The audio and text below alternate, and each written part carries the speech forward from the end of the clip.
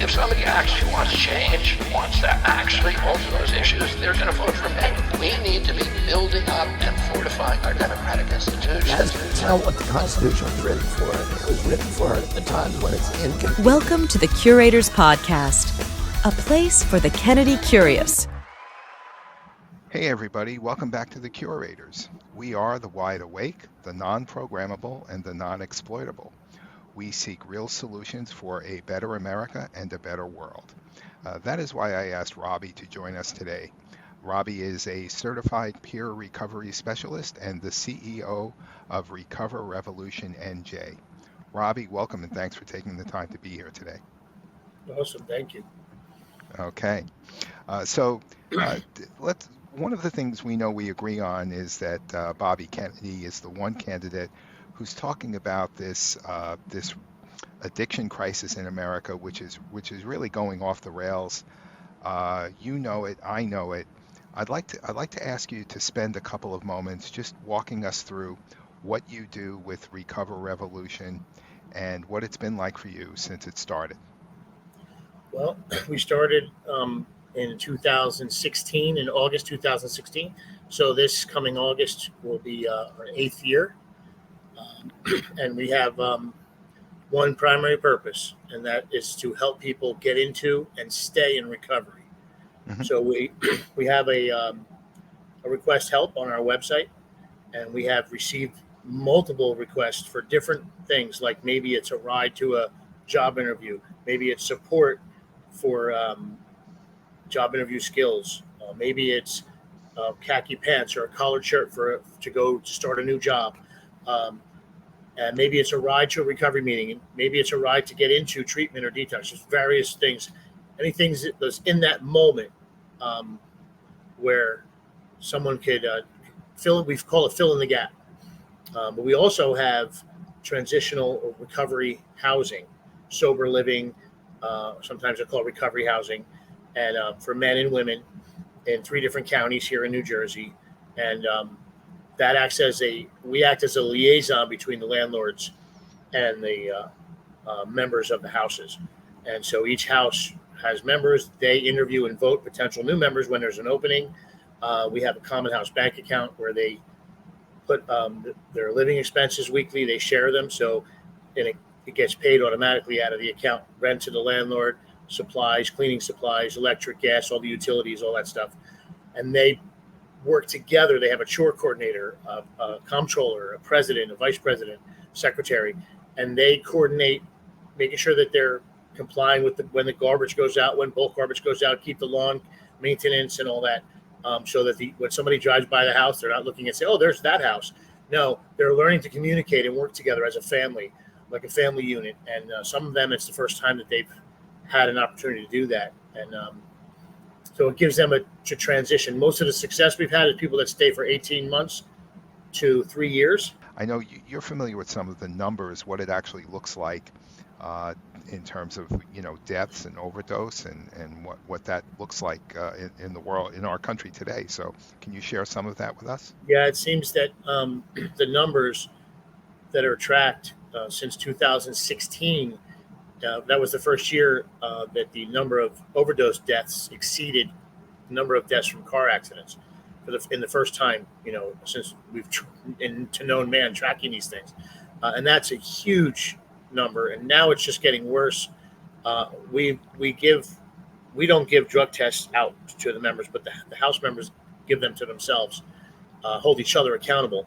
And we haven't seen one in the last 2.5, 3 years pop dirty for heroin or opiate. It's been fentanyl. And so that just makes it worse. They're both bad, but the synthetic drug seems to be worse than it's made synthetically as opposed to being processed out from poppy seeds, like the way heroin was made. And I'm certainly not advocating for either one, but fentanyl just seems to be exponentially worse and causing more of it. And now it's mixed with all kinds of, I can't even keep track anymore. There's that xylazine. There's all these things that are mixed in there. And if they miss when they're injecting it, it starts eating the skin, and it's horrific. It literally eats away the skin, and people are losing limbs, and they're it's ugly, and we see it across a lot of cities. You can see I see it personally when I visit, and I go to travel. Whenever I travel, I go to recovery meetings because I'm a person in recovery, and I end up passing by 10 cities, literally on the street and the curbs and the sidewalks, and people literally hunched over. They're in that what's called a nod position, and they're standing and they're leaning completely forward, and it looks like a zombie. It's bizarre, and so, I feel from my own personal experience and what I've seen by hearing other people's stories is that addiction is it seems from a person who doesn't understand it or doesn't suffer from it. It seems bizarre. It seems crazy. There's a line in recovery literature that I part of. It says that there came a time when we no longer had a choice. We had to use. And I can imagine my grandmother reading that and saying, "What are you talking about? No, you don't have to use." But when someone suffers from addiction, understands what it feels like to feel that feeling of, if you don't go use and go get one more, you're going to die. Now, we know that's not true, but maybe on an easier level, people can understand that when they're like, if anyone struggled with smoking cigarettes and they try to quit, it's very difficult, especially if one, has the disease of addiction where they're obsessed compulsive with something and they get something in their system, the chemical or substance, and they're physically obsessed and mentally compulsed, to get one more. And it's a real thing.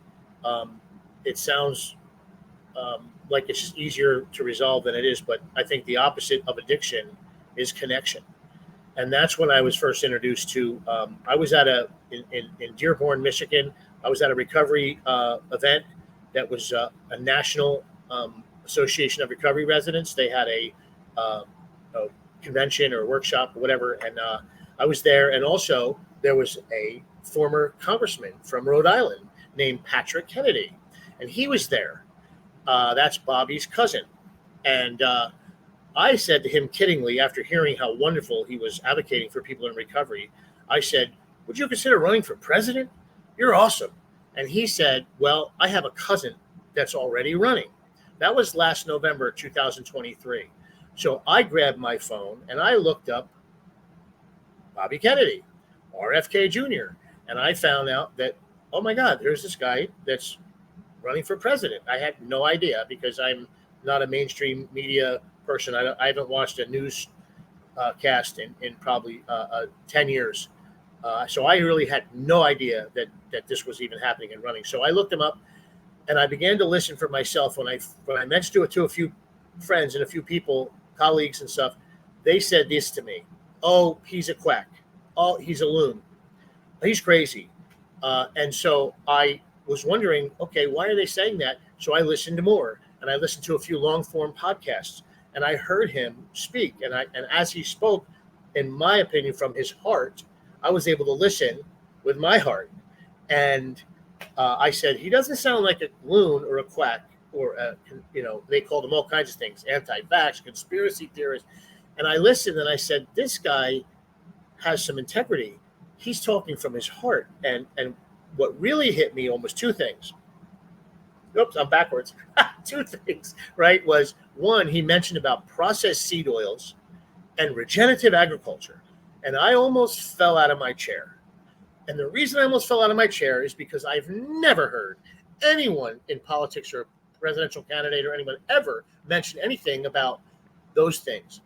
And I believe that we are losing connectivity and we're poisoning ourselves with that ultra processed seed oils that are in everything. They're in Triscuits, Beacons, Doritos, and so on and so forth. And that's what really got my ear. And then the second thing was, he mentioned about, he was on a podcast, Ask Dr. Drew was the name of the podcast. Right. And he started talking about his solution to people in recovery. And he wanted to, and the opposite of addiction is connection. And then he started talking about they're teaming up with nonprofits around the country, creating these centers with connection with regenerative agriculture, organic farming, greenhouses, maybe dog kennel, dog rescue, horses, animals, and making connection and building centers where people can come and feel a part of and feel loved and feel connected. And that is, to me, at least a solution. No other candidate is talking about anything like that, or even mentioning the addiction crisis and the overdose deaths. So he's won me over right from those two things. Absolutely. We've done a number of podcasts on the concept of regenerative agriculture, and you're touching on a topic that's near and dear to my heart, which is that of corporate capture and how our food supply is so poisoned. We'll talk. We may get into that, but before I bring up the solutions that you offer and that the candidate offers, just if you could give us a scope of the size of the problem, Robby. How many deaths have there been from drug overdoses in the last year, give or take? Do you know?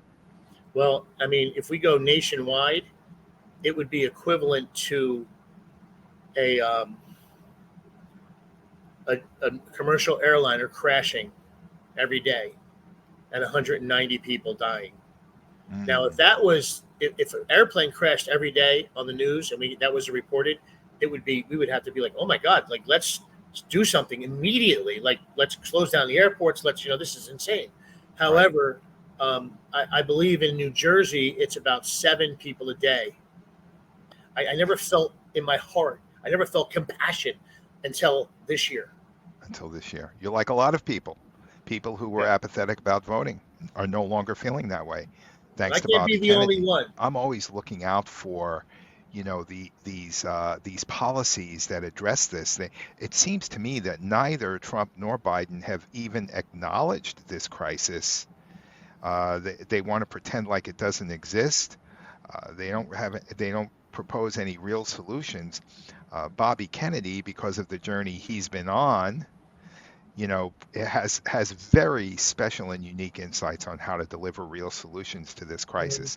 This is just one of many areas that he has incredible expertise on.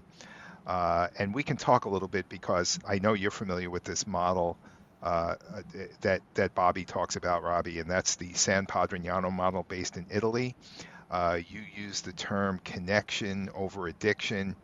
I know that there's minimal to no use of cell phones. There's a lot of meetings.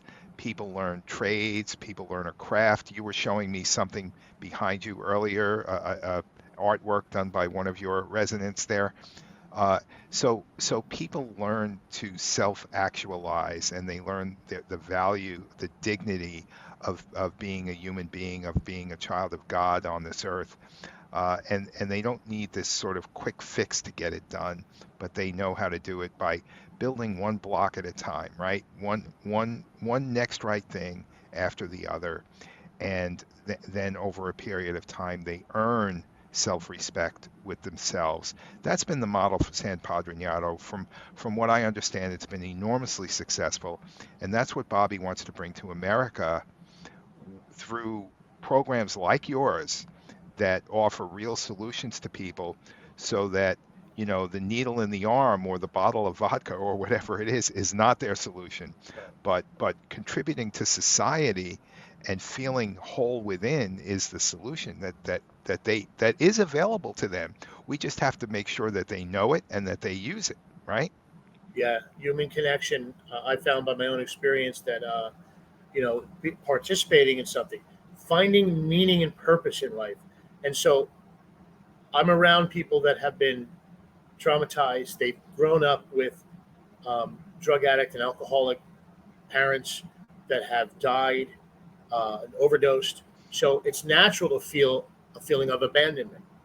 If you're in a relationship and the person you're in a relationship with overdoses and dies, the message that the person experiencing it on the other side that survives that, the feeling is often, wow, if I was worth it, the person that I loved and I was in a relationship wouldn't have chose drugs and overdosed and died, but I must not be enough, right? And so I can't put myself in everyone else's mind, but I do see that people are hurting, they're feeling not enough, and this to build self-esteem by doing esteemable things, by maybe showing up, people remembering your name, saying, hey, thank you so much. When you shared, you really helped me out, and so on. And like you mentioned, the artwork is this here.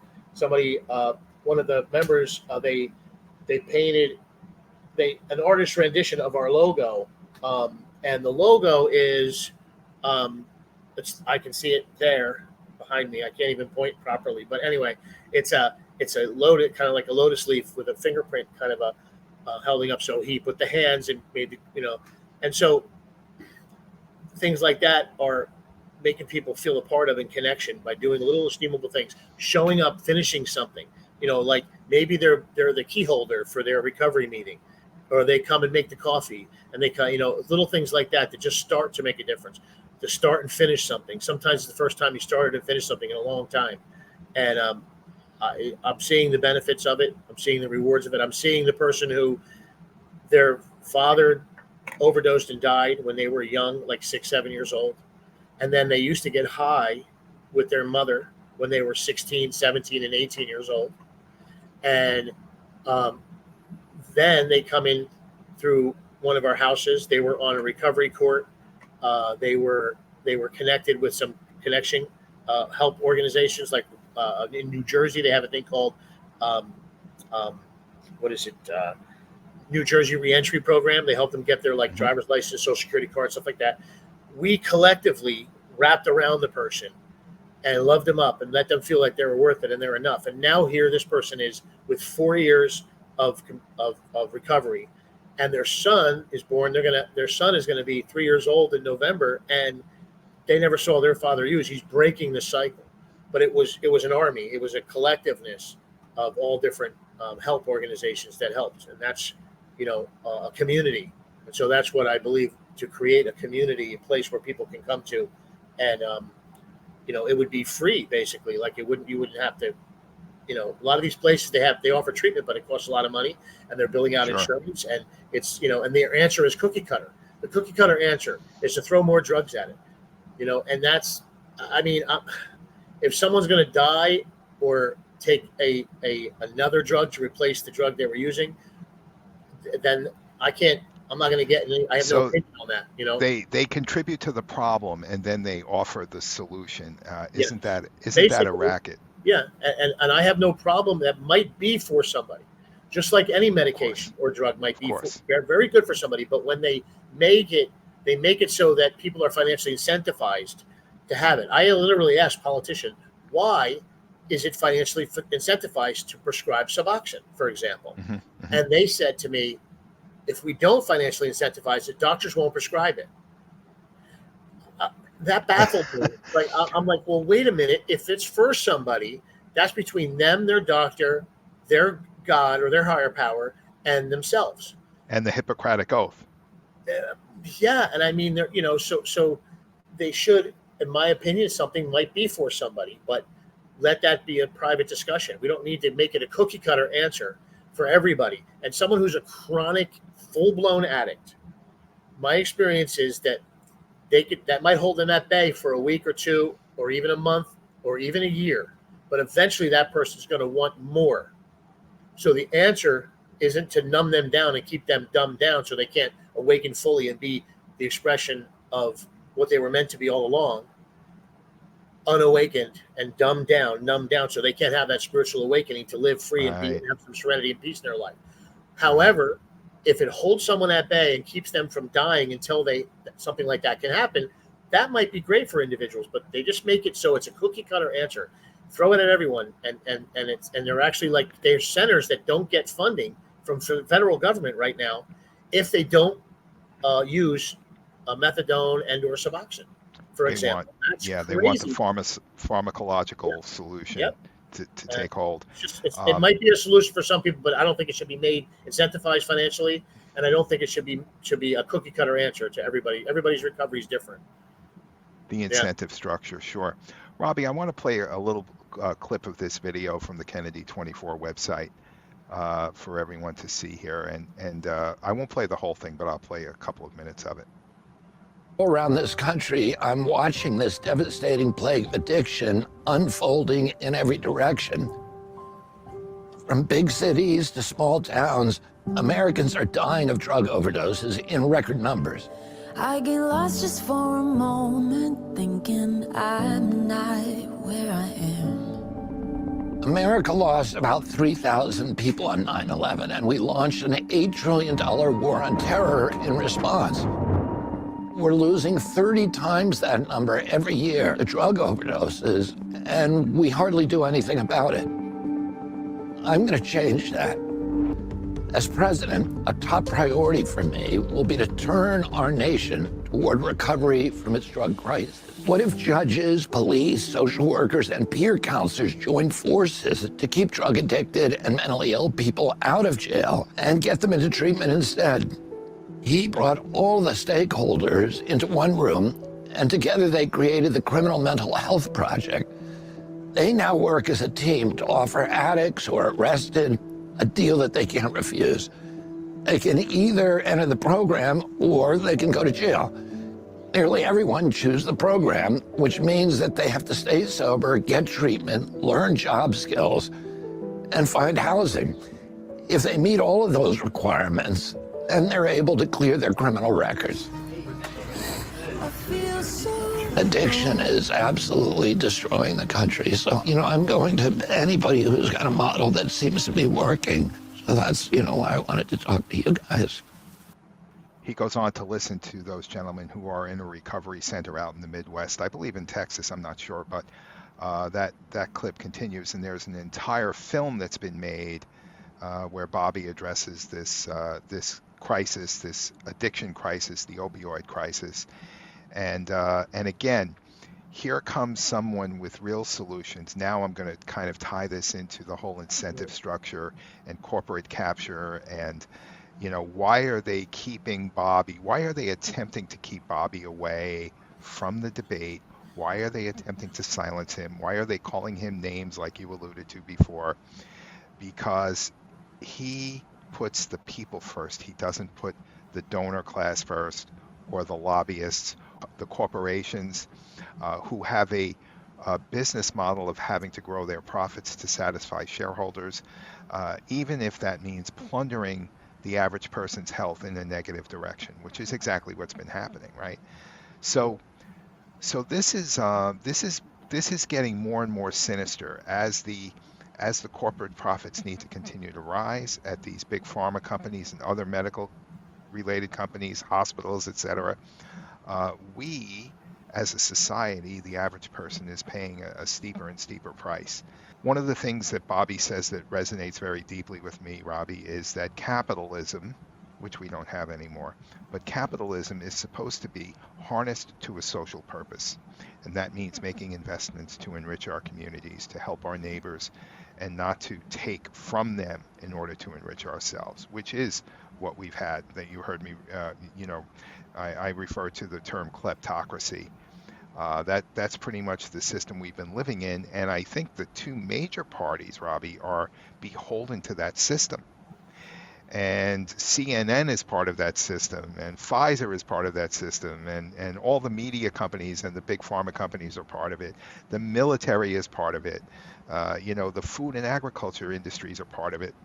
And they all want to keep that spigot churning, right? Mm-hmm. And along comes Bobby Kennedy, who says, wait a minute, the American people have paid enough of a price here. I'm gonna come in and change that, just like he said he was going to do with this addiction crisis, and bring real solutions to the table. None of the media outlets or major parties want us to know about it. We know about it. We're going to try to make other people know about it, just to let them know so that they're properly informed, right? Any thoughts on that? Yeah. First of all, that I've seen that. I saw that the film. Mm-hmm. Recovery and solution and stuff, and that little clip was hard to just watch there in a sense that human beings lying out on the street, feeling all alone, people just stepping over them, and that's one of the reasons why we started what we started, that we believe that you're worth it, and it's sad, but as far as Kennedy, it seems like that he's a person in recovery. That's another of the I mentioned two things before. That would be a third thing. Like, oh my God, wow! For me, as a person in recovery, someone in recovery, I can tell that when he's talking, we believe in solution. Oh, there's a problem. People want to bitch, moan, and complain and blame. I don't, blaming is, whatever. I guess if it helps someone get through it, or but it is not part of the solution. There's no solution in blaming people. Who did this? Who did that? And this one's an idiot, and that one's and it just causes division, and we argue, bitch, moan, and complain, and then nothing happens towards the solution. So I like that I can hear his solution-based, living in spiritual principles, putting himself in someone else's shoes. I know from my personal experience, I sounded ridiculous at first, but when they said, wait a minute, when I get around step 8, it talks about it's time to understand rather than to be understood. So wait a minute, I came in here to be free. I came in here to I felt ununderstood. So now you're telling me, wait a minute, in order for me to be understood, I need to start understanding other people? Yeah. And in order for me to feel loved, I have to love others. I have to learn to love myself. If I don't love myself deep down inside, when somebody tries to help me, when someone tries to love me, I'm like, no, I'm good. No, Robby, let me help you. No, I'm good. Right. And the reason I would say that is because I didn't feel deep down inside, I didn't feel worthy of love and connection from the conditioning of my past. And so I love the way I can hear the way Kennedy talks about. I saw an interview once where they tried to say, Mr. Kennedy, do you believe that President Biden has a cognitive ability to run the country for another 4 years? And they put the mic in and he said, well, I would love for him to come and debate, and this way the American people could decide for themselves. Sure. They were trying to get him. They were trying to bait him to say something bad about him. Sure. But he didn't. And I just love that. I also love same thing with Trump. They always try to lay the bait, get him to say something, get him to take one side or another. News. It makes news, right? And Robby, news. That's the whole thing, because the news and the people who are gullible, they fall prey to this, what I call a boxing ring of conflict, right? Everyone's in the ring throwing jabs at each other. And what Bobby is saying is, let's all lay down the boxing gloves. Let's rise above the boxing ring of conflict and come up with actual solutions, because you know what? We don't have time to waste. We can't screw around with this. Our country, we've got two parties who are offering different deck chairs on the Titanic, for crying out loud, right? That's all it is. We've got $35 trillion of debt. Everything in our society reflects that, right?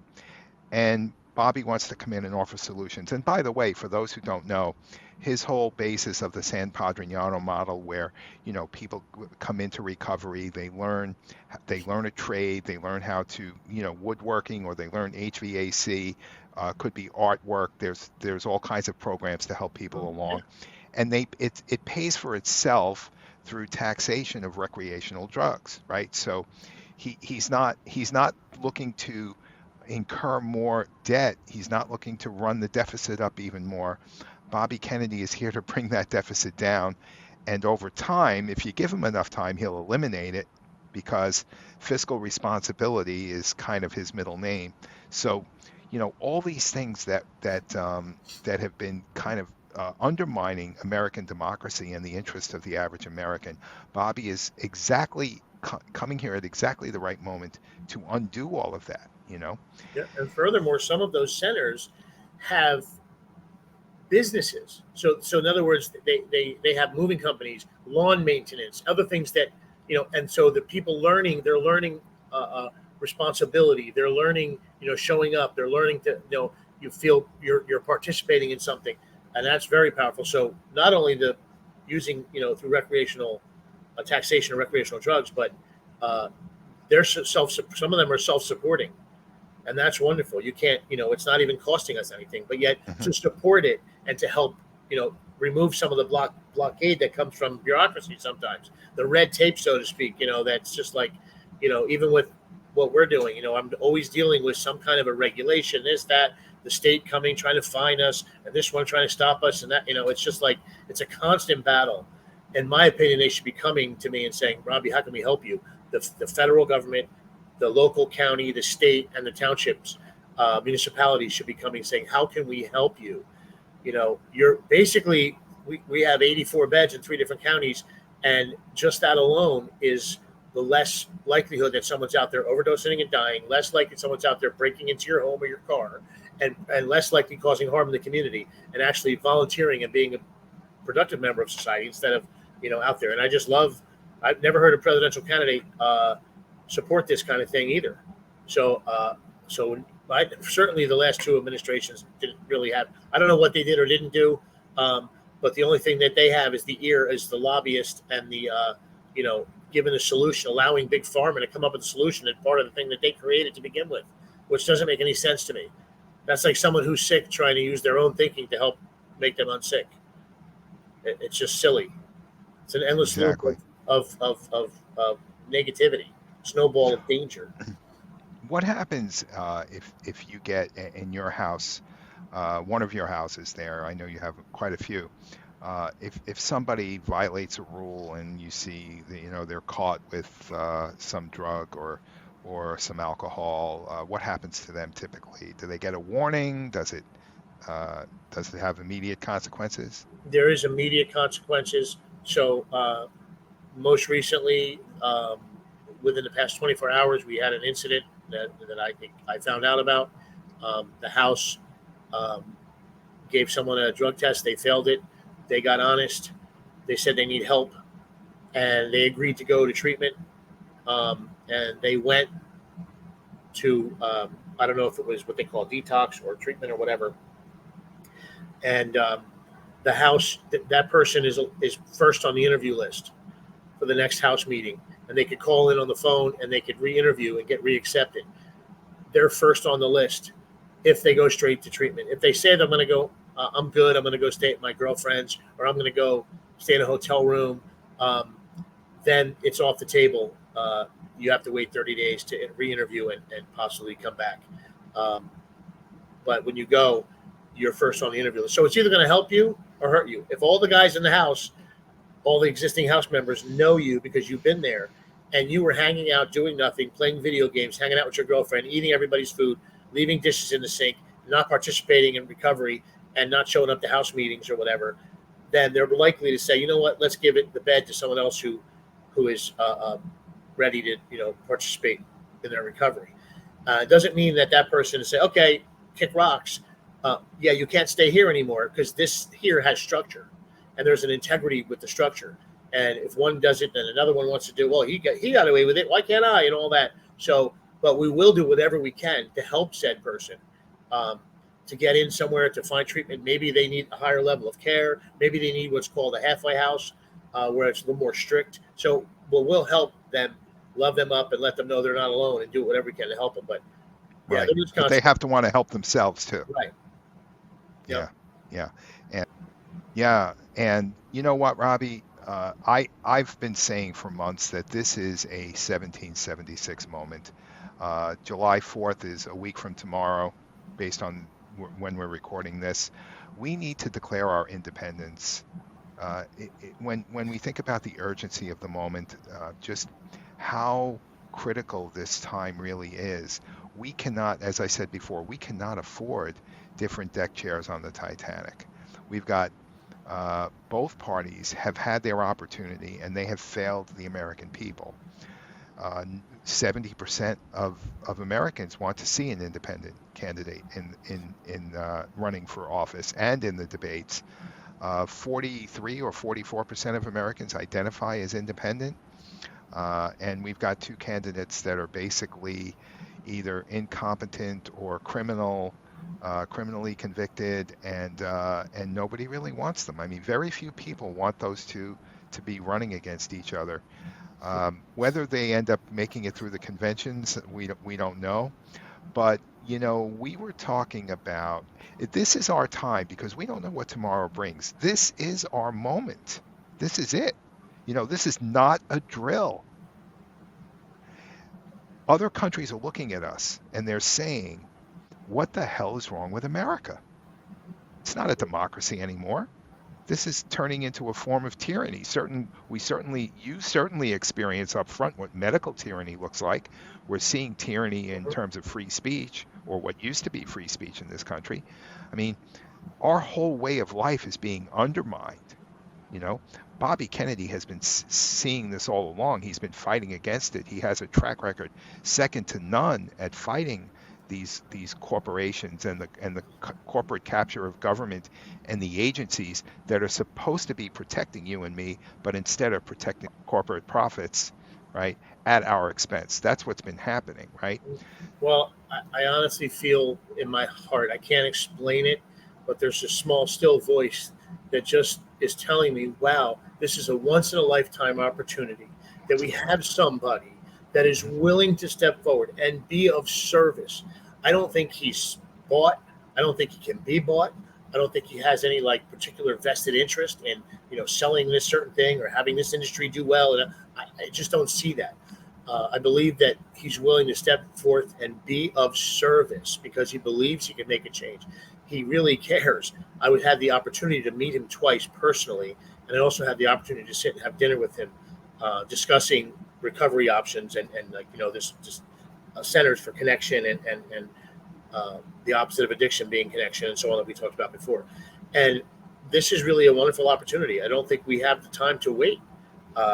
This is a unique. It really, really is something that is a once in a lifetime opportunity. I just feel it in my heart. Like when people can see, I tell people that are a little skeptical or they're hesitating, they feel like they might be wasting their vote. They say, I say, listen, keep an open mind. Let's see how August and September come, and when he gets on all the ballots, and they can see the real polls. Because I've noticed that I got a poll. I was polled, and I was asked Biden, Trump, or other. I said, something doesn't seem right about that. That's the ones that are showing 9 and 10 and 12%. Right. Where they asked Kennedy, Biden, Trump. It's all manipulation. And even those are the real polls. 538. They're showing 27%. Utah was 22, 17, 16, not 12, 9, and 7. So they're skewed. And if people can't see that, so I said, just be open-minded, see what happens when he gets on all the ballots and the real numbers come out. And that Zogby poll is a real poll. I checked into that. Normal poll, like 26,000 people. 26,000 people with a 0.6% room for error. That was real. And they pinned Kennedy against Biden. He won in a landslide. And they had Kennedy against Trump, and he won by a small margin. And so this is it. It's a very strong possibility. And I feel like this is an opportunity of a lifetime. So those people who were apathetic and never didn't intend to vote, come on out. The young people that aren't registered or don't plan on voting, make a choice to come out, because this is a once in a lifetime opportunity to have someone who is a loving, caring, lives by spiritual principles. This is a miracle. I truly believe that this person is brought forth by the energy of the universe to be our next president. I love that. There's a synchronicity has happened in multiple cases. Look at the political party that they maintained for decades in California that has now nominated him to be their nominee. I never even heard of it, but it's been there, and they stayed active all these years. And the same thing in Florida. There's another political. So miracles are happening, and there's a small underpinning. I collected signatures in New Jersey, right? And I met police officers, state troopers, union workers, teachers, grandparents, and I asked them, what drew your attention to Kennedy? And the grandparents said, well, we want to have a future for our grandkids. And the workers and the policemen and other people, they had their reasons. And I was like, wow, there's a lot more people supporting Kennedy, as that Zogby poll has shown, than the mainstream media is leading us to believe. So, and I believe he already has the numbers to get to 270 electoral votes. Wait till September, October come. I think this is going to be a landslide of massive support. Not a landslide in victory, but it's going to be close. But Kennedy has a very, very good chance. And I pray every day that I hope to keep his family protected, him protected, and that more people awaken to reality, listen to their hearts, and be open-minded and listen to their heart. Part of the propaganda, and propaganda is definitely part of the scheme of this government, is to try to tell people that a vote for Kennedy is a wasted vote. But the reality is what you just said. There are many, many more supporters of Bobby Kennedy than the press is reporting. And in reality, when you really get down to it, when you look at Bobby and the man that he is, like you said, the qualities that he brings to the table, the platform, the experience. God, for any, listen to his foreign policy speech at the Nixon Library 2 weeks ago.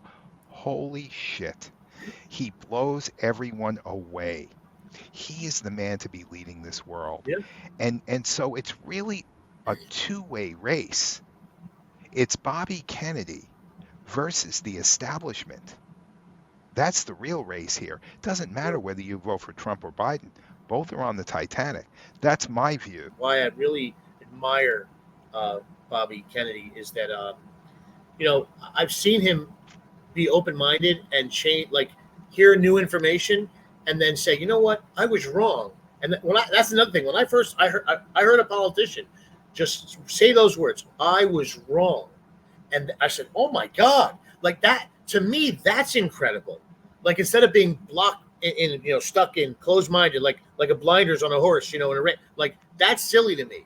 Like, okay, new information comes up and then they're willing to admit they were wrong and amend, you know, some people look at it as negative, like, oh, he changed his position.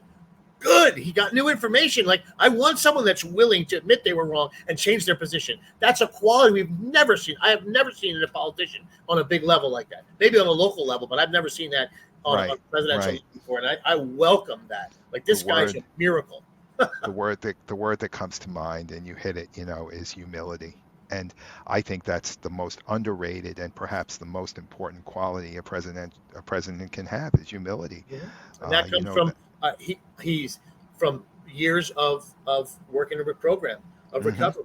Mm-hmm. And he's been in recovery since 1983, and it shows in the way I can hear it as a person in recovery.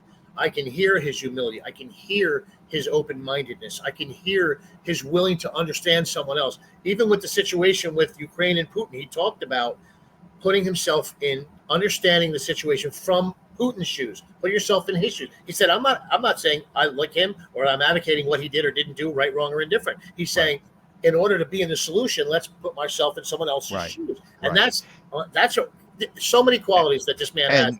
And avoiding nuclear confrontation. We don't want that, right? Yeah, exactly. As opposed to poking the bear. Like, that's a great idea. Which is exactly what we've been doing, right? Yeah, absolutely. The current administration is poking the bear. But I feel that it's as a duty, as a human being on this planet, and as a citizen of the United States of America, I feel it's a duty to finally to come out and at least hear him out. If you plan on not voting, at least hear him out. We need to see these ideas and solutions need to be heard, not quieted. It's the most undemocratic thing I've ever heard to push someone off and not include him on it. It's crazy. So that's why I'm glad there's a solution and people come up with good ideas. And people in recovery are the most creative, wonderful people in the world. Carl Jung said in 1935 or 38, somewhere around that time, that they called them addicts, neurotics back then. They didn't really have the term addict and alcoholic, whatever, but they said, neurotics. And the neurotics people, the addicts and alcoholics of today, are potentially some of the most innovative and creative people that might, in Carl Jung's words, said, to be the healing and solution of the world's problems. Mm-hmm. And so it reminds us of the journey of St. Francis of Assisi or St. Augustine, who went down that dark path and then themselves found the light, found the path of recovery, and it strengthened the characters of each individual, right? So yes, absolutely. Yeah. Awesome. Robby, this has been awesome, and you're definitely part of the solution. So I know you're going to be on Bobby's list of people to call when he gets in the White House. And I will be on X tomorrow, doing my part to watch the campaign. I think it's the debate. I think it's a great idea. I want to hear what he has to say about these questions to ask. I already know, and I'll listen to what they have to say too. I will. And I'll be open-minded. He won't badmouth anyone. Nope. He won't badmouth anyone. Nope. It's not who he is. I admire that. That's somebody I would want to think about this way. Who would you want to have the people, the children of the future emulating? Someone who's willing to stand up there on the stage and go, ooh, make fun of someone with a mental illness. Right. Or someone else who just wants to criticize and make fun and still fear or someone who is solution based, has integrity, speaks with integrity, and emulates spiritual principles. And I keep saying spiritual, but I mean love. Simple things we all know: love, compassion, understanding, tolerance, humility, patience, empathy, compassion. Those are the things I see and hear when I hear and see Bobby Kennedy. And when I had the opportunity to have dinner with him and Cheryl, who I think she's wonderful too, as a person, yes. and it's great. And Shanahan, I don't know her. I never met her, but I did get to hear her talk, and I love some of her ideas. I saw her a few long form podcasts with her, and she's very smart. And I'm glad that she's there, because she can bring some of that IT stuff that's needed to regulate. I just listened. Excuse me for interrupting. I just listened last night to a podcast she did with Dave Smith. It's a really, really good podcast. She is really hitting her stride in terms of, communicating with the public. And, I know she's always had the talent and the heart and the wisdom and the ability to effect the change. I think when she first entered the scene of vice presidential candidate, she may have lacked the ability to convey that properly to as many people as she needed to. That's my own personal opinion. I'm just speaking for myself. I think she's overcoming that very quickly, and that's a really good sign. So yeah. And we need that. We need someone who understands that stuff, because what is this? Artificial intelligence, robot, all this stuff that's coming out, rather than just overregulate it and force it to other countries. No, this is an opportunity for us, but yet it needs to be regulated in such a way where from someone who understands it, and who better than her. So, okay, sounds great, Robby. I want to thank you again for coming, and recoverrevolutionnj.org. Go check it out. Robby is the man here in New Jersey. Awesome. Peace and love to everyone. Thank you. Thank you.